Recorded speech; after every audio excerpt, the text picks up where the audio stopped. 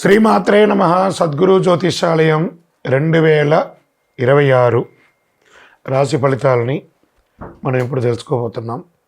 ద్వాదశ రాశులకి ఎలా ఉన్నాయి? అందరికీ ఒక క్యూరియాసిటీ, ఈ కొత్త సంవత్సరం భగవంతుడా నాకు ఎలా ఉంటుంది? నేను ఆరోగ్యంగా బాగుంటానా? నాకు ఉద్యోగం వస్తుందా? నాకు వ్యాపారం బాగుంటుందా?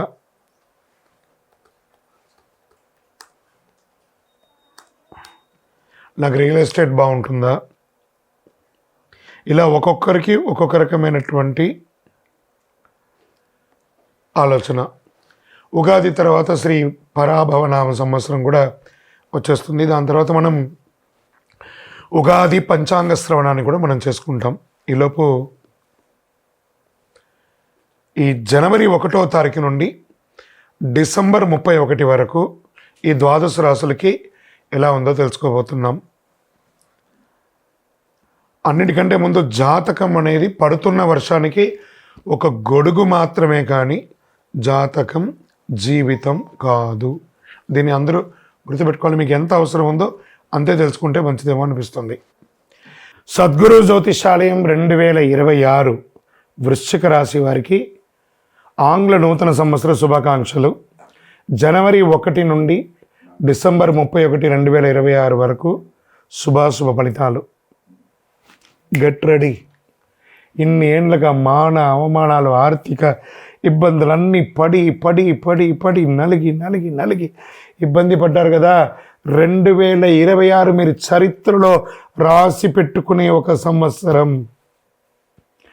బాగున్నారా వృశ్చిక రాశి మిత్రులారా అని అడిగితే ఏం బాగండి అని చెప్పిన పోయి ఇప్పుడు చెప్తారు చాలా బాగున్నామండి అని చెప్పబోయే రోజు వచ్చేసింది. Get ready. ఎలా అంటే పరమానందం మొదలయ్యే సంవత్సరం, సెలబ్రేషన్స్ మొదలయ్యే సంవత్సరం 2026 వృశ్చిక రాశి వారికి.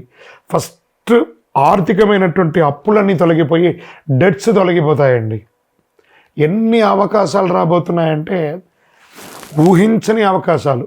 సమాజంలో గొప్ప స్థితిలో ఉన్న వారి యొక్క పరిచయాలు పెరుగుతాయి, పదోన్నతులు పెరుగుతాయి, రాజకీయ ఎదుగుదల పెరుగుతుంది, ఆధ్యాత్మిక చింతన పెరుగుతుంది. ఏ కుటుంబంలో చాలా గొప్ప పరిణామాలని కూడా జరగబోతున్నాయి. ఈ సంవత్సరము ఇంతకాలం బాధలు, కన్నీళ్ళు, ఒత్తిడిలు చూసిన వృశ్చిక రాశి మిత్రులారా భయంకరమైనటువంటి క్షోభను అనుభవించున్నారు మీరు. వాటన్నిటికీ సంతృప్తి దైవానుగ్రహంతో అనుభవించే దిశలోకి మీరు అడుగు పెట్టబోతున్నారు. కాస్త మార్చి వరకు అటు ఇటు ఉన్న అద్భుతం. గత 3-4 సంవత్సరాల కష్టం అందరికీ తెలిసిన నిజం. గత 3-4 సంవత్సరాలుగా అర్ధాష్టమ శని ప్రభావం వల్ల వృశ్చిక రాశి వారు ఉద్యోగంలో స్థిరత్వం లేక, వ్యాపారంలో ఒత్తిడిలు, కుటుంబ సంబంధాల సమస్య, డబ్బుల విషయంలో నేరజారాలు, నేను ప్రశాంతంగా ఉన్నానా, సంతోషంగా ఉన్నానా అని ఎదురు చూసిన రోజులు పోయి ఇక మీట నాకు ప్రశాంతత, ఆనందం వచ్చేసిందని చెప్పుకోదగ్గ రోజులు వచ్చేసాయి. చేయని తప్పుకు శిక్షలు అనుభవించి, అవమానాలు అనుభవించి ఎన్నండి అన్నీ చూసేశారు. అనవసర బాధలు. అష్టమంలో గురువు ఉన్నప్పుడు గత సంవత్సరంతో పాటు గురువు అష్టమ స్థానంలో ఉండడం వల్ల అపవాదాలు, అవమానాలు, అనవసరం లేని నిందలు, చేయని తప్పులకి బాధ్యత వహించడం, ఇవన్నీ ఒప్పుకున్నట్టే. ఇక జ్యోతిశాస్త్ర ప్రకారం చెప్పినట్టే అష్టమ గురు అనవసర శిక్షలు అన్నది వృశ్చిక రాశి వారికి ప్రత్యేకంగా అనుభవించి ఉంటారు. 2026లో గురు భాగ్యస్థానంలోకి మహోన్నత స్థితికి వెళ్ళిపోతున్నారు. ఈ అన్ని కష్టాల నుంచి బయటకు వచ్చేస్తున్నారు. గురువు 9వ స్థానానికి భాగ్యస్థానం ప్రవేశించడం వల్ల అద్భుతమైన అదృష్టం. చేయవేసిన పని ప్రతిదీ విజయవంతం. దేవుడే మీ పక్కన ఉన్నట్టు, దేవుడి దగ్గర ఉండి మీ పనిని మిమ్మల్ని అనుకూలం చేసే ఒక స్థితి వచ్చేసిందండి. వృశ్చిక రాశి మిత్రులారా ఈ యొక్క సమయాన్ని గోల్డెన్ ఆపర్చునిటీ అండి ఇది. దీన్ని మీరు ఎలా ఉపయోగించుకుంటే అంత గొప్పగా ఉంటారు. ఈ ఏడాది వృశ్చిక రాశి టాప్ టాప్ టాప్ టాప్ అంత గొప్పగా ఉంటారు. పితృదేవతలు దైవానుగ్రహం చాలా గొప్పగా ఉంటుంది. పూర్వీకుల ఆశీర్వాదం కలిసి వస్తుంది. పెద్దల ఆశీస్సులు పొందుతారు. నీకు ఏం కావాలి, ఏమి ఇవ్వాలి అనే స్థాయిలో కాలం నడుస్తుంది. ఇంకా నువ్వు అడగట్లేదే అనే స్థితికి, వీడు వచ్చేసాడు రానిపోయి ఇది ఇంకా రాలేదే అడగడానికి అనే ఒక స్థితికి ఎదురు చూస్తుంటారు జనాలు. సంతాన ప్రాప్తి అద్భుతంగా ఉంటుంది. వివాహ యోగం ఉంటుంది. 100 విదేశీయ ఊర్లో ప్రయాణ యోగం, కొంతమందికి శాశ్వతంగా విదేశాల్లో సెటిల్ అయ్యే ఒక యోగం, పూర్వీకుల ఆస్తి కలిసి వస్తుంది, గృహప్రవేశం, నూతన గృహప్రవేశం అవుతుంది, మీ పేరుపై రిజిస్ట్రేషన్ కూడా పూర్తి అయ్యే కొత్త ఇల్లు కట్టిన గృహప్రవేశం, ఆస్తి ద్వారా గౌరవం. ఎన్నండి వృశ్చిక రాశి మిత్రులారా, చాలా బాగుంటారండి.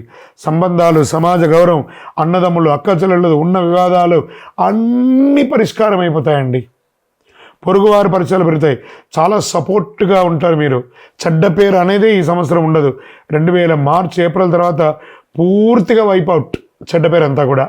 శుభకార్యాలు, శని గురు త్రికోణ యోగం ఉండడం వల్ల ఇంట్లో పెళ్ళిళ్ళు, గృహప్రవేశం, ఆస్తి లాభాలు, ఉపనయనాది గృహప్రవేశాలు అన్నీ పెరుగుతుంది. సమాజంలో పెద్ద పెద్ద వేదికలు, పెద్ద పెద్ద సభల్లో మీకు గౌరవం పెరుగుతుంది. మీరు కనిపించగానే చేతులు జోడించి నమస్కారం చేసే గొప్ప స్థాయికి ఎదుగుతారండి వృశ్చిక రాశి మిత్రులారా.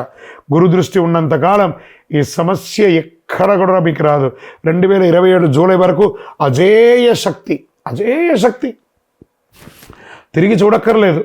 ఎవ్వరూ ఏమి చేయలేనంత గొప్ప స్థితికి మానసిక బలం, ఆత్మవిశ్వాసం, ప్రభావ శక్తి ఈ కాలంలో వృశ్చిక రాశి ఒక శక్తిగా మారిపోతారండి. ఒక ఐకాన్గా మారిపోతారు వృశ్చిక రాశి వారు.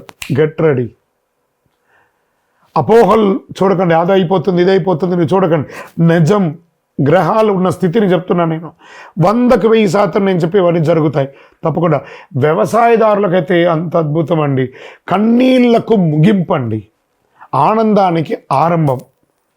అయ్యో వీరిలా అయిపోయారే అని కుళ్ళుకు చచ్చే సమయం ఆసనం అయిపోయింది. ఇంతకాలం వీరిలా అయిపోవాలని ఇబ్బంది పడ్డ వాళ్ళందరూ వీళ్ళు ఇలా అయిపోయారే అని గొప్పగా అనుకునే గొప్ప స్థితికి మీరు వచ్చేస్తారు.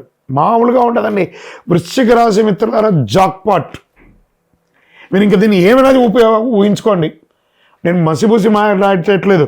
వృశ్చిక రాశి మిత్రులారా, మీరు ఏ వర్గం వారైనా ఉండి ఉద్యోగం చేయండి, వ్యాపారం చేయండి, స్వయం వృత్తి చేయండి, అందులో ఒక అడుగు పైకి ఎదుగుతారు. కానీ ఇంకా మీకు నెగిటివ్ లేదు. ఆధ్యాత్మికతలో అద్భుతమైనటువంటి ఎదుగుదల, పెద్ద పెద్ద ఆశీస్సులు పొందుతారు, గౌరవమైనటువంటి గురువుల్ని కలుస్తారు, పూజలు, వ్రతాలు, ఆధ్యాత్మిక జీవితం పెరుగుతుంది, ఉన్నత హోదాలు, విశిష్టత అవకాశం, పాలిటిక్స్గా చాలా గొప్ప స్థితికి వెళ్తారు. న్యాయమూర్తులుగా ఉన్న వాళ్ళు జడ్జిలు అయ్యే అవకాశాలు, ప్రొఫెసర్స్, ఎంబసీ, డిప్లొమాటిక్, పోలీస్, విదేశీ ఉన్నత స్థితులు, కొంతమందికి రాజకీయంగా అధికారం ఏర్పడే అవకాశం కూడా ఉంది. 2026లో రాజకీయంగా కూడా గొప్ప మార్పు వృశ్చిక రాశి వారికి. కష్టాలకు ముగింపు, భాగ్యోదయం ఉంటుంది ఈ సంవత్సరం, దైవానుగ్రహం ఉంటుంది, వివాహ సంతాన యోగం, ఆస్తి గౌరవ యోగం, విదేశీ యోగం, అధికార ప్రభావం. 2026 వృశ్చిక రాశికి జీవితంలో మరచిపోలేని స్వర్ణయుగం అండి. మీరు దానికి కావాలంటే రాసి పెట్టుకోండి. కొంచెం మార్చి వరకు అటు ఇటు ఉన్న ఆగరు. 2027 జూలై వరకు అదృష్టలక్ష్మి మీరు తలుపు తెరిచేంత వరకు తట్టుతూనే ఉంటుంది. Get ready. ఇంత మంచి సమయంలో అహంకారం ఉండకూడదు. మీకున్న ఒకటే విషయం ఏమంటే, మీకంటే పెద్ద తోపు లేదని ఒక అహంకారం మీకు ఎప్పుడు ఉంటుంది. దాన్ని కొంచెం కంట్రోల్ చేసుకోండి. మీ నోరుని అదుపులో పెట్టుకోండి. అన్ని రకాలుగా మేలు ఉంటుంది. మీ దగ్గర ఉన్న వాళ్ళని ప్రేమగా చూసుకోండి. అన్నీ చక్కబడతాయి, సాధిస్తారు. ఆరోగ్యం అనుకూలంగా ఉంటుంది. ఎన్నో రోజులుగా పడుతున్నటువంటి ఆరోగ్యం అనుకూలమైపోతుంది. భార్యాభర్తల మధ్య సఖ్యత పెరుగుతుంది, సమాజంలో గౌరవం పెరుగుతుంది, అన్ని రకాలుగా బాగుంటారని. మీ ఇంటి ఇలవేలుపు కులదైవ ప్రార్థన చేయండి. మీ యొక్క వ్యక్తిగత జాతకం అపాయింట్మెంట్ తెలుసుకోవాలనుకుంటే మా నంబర్కి మీ యొక్క పేరు, date of birth, time of birth, place of birth WhatsApp చేయండి. మళ్ళీ చెప్తున్నా వృశ్చిక రాశి మిత్రులారా, దిస్ ఇస్ యువర్ ఇయర్ 2026 అన్ని రంగాల వారికి అద్భుతం జరగాలని అఖిలాండ కోటి బ్రహ్మాండ నాయకుడు శ్రీ ధర్మశాస్త్ర అయ్యప్ప స్వామి వారిని ప్రార్థిస్తూ 12 రాసుల్లో ఉన్న మీ రాశి వారు యోగంగా ఉండాలి అని ప్రతి రాశి వారికి ప్రార్థన చేస్తున్నాను. తిరుపతికి వచ్చినప్పుడు మన అయ్యప్ప స్వామి వారి 18 అవతారముల దేవాలయాన్ని, కార్యసిద్ధి కలిగించే 18 అవతారముల దేవాలయాన్ని దర్శనం చేసుకోండి. విజయోస్తు. వైకుంఠ ఏకాదశి ఈ ధనుర్మాసంలో ఉన్నటువంటి ఒక గొప్ప పండుగ కదా. సంవత్సరంలో ఒకరోజు వచ్చేది ఆ వైకుంఠనాథుని యొక్క అద్భుతమైనటువంటి రోజు. ఆ రోజు తెల్లవారుజామున అందరూ అభ్యంగన స్నానం చేసి, విష్ణు సహస్రనామ పారాయణం చేసి, ఇల్లంతా కూడా ప్రాణించల్లి గడపకి వచ్చి చక్కగా ఉపవాసాలు ఉండి ఏకభుక్తం చేసి, విష్ణు సహస్రనామాలు చేసి, స్వామి దేవాలయాలు దర్శనం చేసుకునే, వైకుంఠ ద్వార దర్శనం చేసుకునే ఒక అలవాటు. మరి ఈ 2025 ముగింపులో వచ్చినటువంటి ఈ వైకుంఠ ఏకాదశి తిథి ప్రారంభం డిసెంబర్ 29 రాత్రి, ఏకాదశి తిథి ముగింపు డిసెంబర్ 30, 2025 రాత్రి. దీని ఎలా ఉంటే వైకుంఠ ఏకాదశి యొక్క ప్రాముఖ్యత ఏంటి? వైకుంఠ ద్వారం తెరుచుకుంటుంది. ఈ ద్వారం ద్వారా దర్శనం చేస్తే పాప ప్రక్షయం, ఆయురారోగ్యం, కుటుంబ శాంతి, మోక్ష సాధనకు మార్గం అని చెప్పొచ్చు. ప్రతి వైష్ణవ దేవాలయంలో ఉత్తర ద్వార దర్శనం ఉంటుంది. అవకాశం ఉంటే వెళ్ళండి, దర్శనం చేసుకోండి. ఆ మొలహోర అని చెప్పి ఆ మిరియాలతో చేసినటువంటి ఒక కట్టపొంగల్ లాంటి ఒక ప్రసాదం ఇస్తారు. అది ఎందుకు ఏకాదశి రోజు తింటే లోపల ఉన్నటువంటి నాభి నుంచి శరీరంలో ఉన్నటువంటి అన్ని నరాల్లో ఉన్నటువంటి బ్లాక్స్ అంతా కూడా క్లియర్ అవుతుందంటారు. ఆ మొలహోర అంటారు దాన్ని. ఆ ప్రసాదం తీసుకోండి. శ్రీ మహావిష్ణువు, రంగనాథ స్వామి, వైకుంఠేశ్వర స్వామి దేవాలయాల్లో వైకుంఠ ద్వార దర్శనం అత్యంత వైభవంగా భారతదేశంలో జరుగుతూ ఉంటుంది. దీని పూజా విధానంగా ఎలా చేసుకోవచ్చు అంటే బ్రాహ్మీ ముహూర్తంలో స్నానం, విష్ణు పూజ, తులసి దళాలు, పసుపు పుష్పాలు పెట్టడం, నైవేద్యం పండ్లు పాయసం ఇవ్వడము, విష్ణు సహస్రనామం పారాయణ చేయడం, నారాయణ స్తోత్రం, వీలుంటే భగవద్గీత 700 శ్లోకాలు పారాయణ. ఇంతకంటే గొప్ప ఉంటుంది. ఉపవాసం, సంపూర్ణ ఉపవాసం అంటే 1 లీటర్ బాదం పాలు తాగడం, రకరకాల పండ్లు తినడం కాదు, ఉపవసించడం. భగవన్నామస్మరణతో భగవంతుడితో ఉపవసించడం అంటే సెల్ఫ్ హీలింగ్ అనమాట. సంవత్సరంలో ఒకరోజు, ఇది ప్రతి నెల ఉండే ఏకాదశి కూడా చాలామంది చేస్తూ ఉంటారు. ఒకరోజు కడుపు ఎండింది అనుకోండి, లోపల ఉన్నటువంటి వ్యాధులు అన్నీ కూడా క్లియర్ అయిపోతుందట. అంత అద్భుతం అనమాట. ఈ ఉపవాసం ఉండడంతో పాటు జాగరణ, విష్ణునామంతో, నామస్మరణతో దీనిలో ఏమున్నాయి? కలవు వెంకటనాదాయ. తిరుమల తిరుపతి దేవస్థానంలో కూడా 10 రోజుల పండగగా ఈ యొక్క వైకుంఠ ఏకాదశి ద్వార దర్శనాన్ని చాలా అద్భుతంగా ఏర్పాటు చేశారు. మన పరిసర ప్రాంతాల్లో ఉన్న దేవాలయాల్లో కూడా వెళ్ళండి. మళ్ళీ దాంతో ఏం చేయాలి? ఈ యొక్క జాగరణ విరమణ తర్వాత ద్వాదశి భోజనం 31 డిసెంబర్ 2025 నాడు ఉదయం విష్ణు పూజ అనంతరం ఆహారం స్వీకరించాలి. ఏకాదశి ఉపవాసం ఉండి ఆహారం స్వీకరించడము, లేదా ఒక్కరికైనా ఆహారం పెడితే సాక్షాత్ వైకుంఠనాథుడే వచ్చి మన దగ్గర ఆహారం తీసుకున్నట్ట. ఒక స్ట్రేంజర్స్, ఒక పేదవాళ్ళకైనా ఆహారం పెట్టాలట. ద్వాదశ భోజనం అంటారు దాన్ని. సో అంత అద్భుతం. దీనివల్ల ఏమొస్తుంది? సంతాన ప్రాప్తి పెరుగుతుంది, ఆర్థిక ఇబ్బందులు తొలగుతాయి, ఆధ్యాత్మికమైనటువంటి వెలుగు జంతలు పెరుగుతుంది.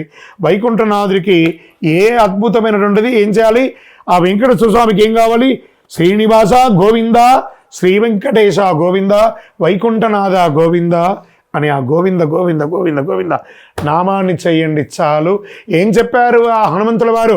ఎత్ర ఎత్ర రఘునాథ కీర్తనం తత్ర తత్ర ముఖమస్తకాంజలిం బాష్పవారి పరిపూర్ణలోచనం మారుతిని నమతరాంజ. అయ్యా ఆంజనేయ, నువ్వు ఎక్కడ ఉంటావురా అంటే ఆ నారాయణ నామస్మరణ ఎక్కడ జరుగుతుందో అక్కడ కన్నీటి పర్యంతం నేను నమస్కరిస్తూ ఆ నామస్మరణ చేసిన వాళ్ళకి సేవకులుగా ఉంటానన్నారట. ఈ వైకుంఠ ఏకాదశి రోజు ఒక్కసారి మీరు నామస్మరణ చేస్తే 1,00,000 సారి నామం చేసినంత ఫలితం. కలవు వెంకటనాథాయ. అలా వైకుంఠనాథుని ప్రార్థన చేయండి, అన్ని రకాల అనుగ్రహం పొందండి. విజయోస్తు. సంక్రాంతి వచ్చిందంటే ఎంత పండగ అందరికీ. చాలా ఇది ఆ నారాయణ సేవ చేసేవాళ్ళు, ఆ గోవులు వెళ్ళేవాళ్ళు ఎంత అద్భుతంగా ఉంటుందంటే పల్లెటూరులలో అంతా చేస్తే ఆ గొబ్బిలు పెట్టి పూలు పెట్టి ఎంతో అందమైనటువంటి పండగ. దేనికోసం ఇది? అయ్యప్ప భక్తులు కూడా చాలా గొప్పది.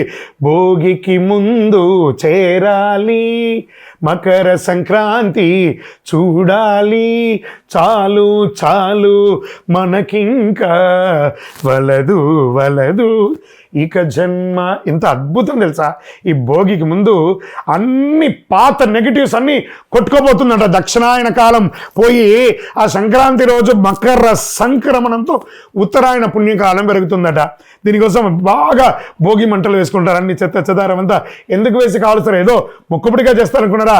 మాలో ఉన్న దరిద్రం, కామ క్రోధ లోభ మోహ మదమాత్సర్య ఈశ డంబాలన్నింటినీ అగ్ని రూపంలో కాల్చి మేము ఒక ఫ్రెష్గా మారబోతున్నాము. మకర సంక్రమణంతో సంక్రమించాలనుకుంటున్నాము. దక్షిణాయనం పోయి ఉత్తరాయణం పొందుతున్న అద్భుతమైనటువంటి సమయం అండి. ఆధ్యాత్మికతకు కొత్త సంవత్సరంలో, ఆంగ్ల నూతన సంవత్సరంలో మొట్టమొదటి పండుగ అండి ఆ మకర సంక్రాంతి. అద్భుతం. ఎలా పాత అలవాట్లు, పాత కష్టాలు, నెగిటివిటీ ఇవన్నీ భోగి మంటలో దహనం చేసేస్తున్నాం. ఎంత అద్భుతం కదా. భగవంతుడు మనకి ఇచ్చినవన్నీ కొత్త జీవితానికి సిద్ధం కావడం, ఆచారాలు, తెల్లవారుజామున భోగి మంటలు, ఇంటి ముందు ముగ్గు గొబ్బిళ్ళు, ఇంటి శుభ్రత, పాత వస్తువులు తొలగింపు, భోగి ఫలం, రోగాలు తగ్గుతాయి, మనసుకు తేలిక, ఇంట్లో శుభకృత. ఇంకా మకర సంక్రాంతి ఎలా పర్వదినం ఎలా ఉంటుందంటే, సంక్రాంతి మహిమ సూర్యుడు ఉత్తరాయణ ప్రయాణ ప్రారంభం. అప్పటి వరకు 6 నెలలు దక్షిణాయనం నడుగుతా జూలై 15 నుంచి ఇక్కడి నుంచి ప్రారంభిస్తున్నాడు. మకర సంక్రమణంతో ఉత్తరాయణ పుణ్యకాలం స్టార్ట్ అయింది. దేవతలకు అత్యంత ప్రీతికరమైనటువంటి ఉత్తరాయణ కాలం అంటారు. దాన ధర్మాలకు విశేష ఫలం అని చెప్తారు. ఏ విధమైనటువంటి పితృదేవతలకు తర్పణం వదులుతారు కొంతమంది. సూర్యనారాయణ పూజ, ఆరోగ్యం కోసం ప్రార్థన చేసేవాళ్ళు మకర సంక్రాంతి రోజు ఆదిత్య హృదయం చదవండి, సూర్య నమస్కారం చేయండి, అంత అద్భుతంగా ఉంటారు. కొత్త బట్టలు కొండి చిన్నపిల్లల్ని సంతృప్తి పరచండి, ఎంత అద్భుతంగా ఉంటుందో తెలుసా. పాయసం, చెరుకు, ఇవన్నీ పొంగలి, ఇవన్నీ చెరుకు పెట్టి కుండల్లో, ఇవన్నీ పల్లెటూరులో చాలామంది ఇది చేస్తూ ఉంటారు. ప్రయత్నం చేయండి. ఆ పొంగలి వండి అందరికీ 10 మందికి పెట్టడం చాలా విశేషంగా మన సౌత్ ఇండియాలో చాలా ప్రాంతాల్లో దీన్ని చేస్తుంటారు. ప్రత్యేకించి తమిళనాడులో దీన్ని చాలా జల్లికట్టు అనే ఒక కార్యక్రమం కూడా చాలా అద్భుతంగా చేస్తుంటారు కనుమ రోజు. ఈ సంక్రాంతి పండుగ చాలా విశేషంగా ఉభయ తెలుగు రాష్ట్రాలు కూడా చాలా చోట దీన్ని చాలా గొప్పగా చేస్తూ ఉంటారు. మరి ఈ యొక్క రోజులో ఏం దానం ఇవ్వాలి? బెల్లం దానం ఇవ్వాలి, నువ్వులు దానం ఇవ్వాలి, నువ్వుల ఉండ తినాలి. మనమందరం కూడా ప్రాంతీయ పద్ధతి ప్రకారం పతంగులు, గాలిపటాలు ఎగరవేస్తాం మకర సంక్రాంతికి. చాలా ఒక అన్నదమ్ములు, అక్క చెల్లెలు, భార్యాభర్తలు, పిల్లలు, బిడ్డ, అల్లుడు కలిసి కట్టి ఆనందంగా సంబరంగా చేసుకునే ఒక మహత్తరమైనటువంటి పండుగ ఏదైనా ఉందంటే సంక్రాంతి, మకర సంక్రాంతి. మకరుడు మారుతున్నటువంటి సంక్రాంతి. ఈ కనుమ పండుగ వచ్చేసింది అనుకుందాం. కనుమ ప్రాముఖ్యత ఏంది? వ్యవసాయదారులకి. అంటే ఒక దున్నపోతు ఉంటుంది చూసారా, దాన్ని కొట్టి కొట్టి దున్ని దున్ని దున్ని దున్ని కట్టబెట్టి దున్నుతూనే ఉంటారు. దున్నపోతు కూడా ఒకరోజు వస్తుందంటారు చూస్తారా, కనుమండి. ఆ సాక్షాత్ ఆ యొక్క కల్ప వృక్షం అండి, భూలోక కల్ప వృక్షం ఏదైనా ఉందంటే ఆవే అండి. ఆ ఆవునికి చక్కగా పూజ చేసి, ఆ చక్కగా అలంకారాలు చేసి, ఎంత అద్భుతంగా కనుమ భోజనం చేయడము, అందరిని పిలిచి సమబంతి భోజనం చేయడము, పశువులకు అలంకరణ చేయడము, ఆ పశువుల్ని కులదేవతగా ప్రార్థన చేయడము, హారతి ఇవ్వడము, పూజలు చేయడము, ఆకుకూరలు, పండ్లు అవన్నీ కూడా తినిపించడము, పశు వ్యాభివృద్ధి దాన్ని చేయడం వల్ల పశు సమృద్ధి పెరుగుతుందట, పాల ఉత్పత్తి పెరుగుతుందట, వ్యవసాయం పెరుగుతుందట. ఇవన్నీ కూడా అంత అద్భుతమైనటువంటి కనుమ రోజు ఆ యొక్క ఆవులకి, దొడలకన్నిటి కూడా చక్కగా ఇదేనే జల్లికట్టుగా కూడా చాలా అద్భుతంగా చేస్తుంటారు. భోగి చెడును వదలడం, సంక్రాంతి శుభాన్ని ఆహ్వానించడం, కనుమ కృతజ్ఞతగా జీవించడం, ఈ 3 పాటిస్తే జీవితం సమృద్ధిగా ఉంటుంది. కొత్త ఆశలు, కుటుంబ కలయిక, ఆర్థిక స్థిరత్వం, ఆరోగ్యం, శాంతి, ఆనందం ఇవన్నీ కూడా కలిసి వస్తుంది. అందరికీ కూడా మకర సంక్రాంతి శుభాకాంక్షలు.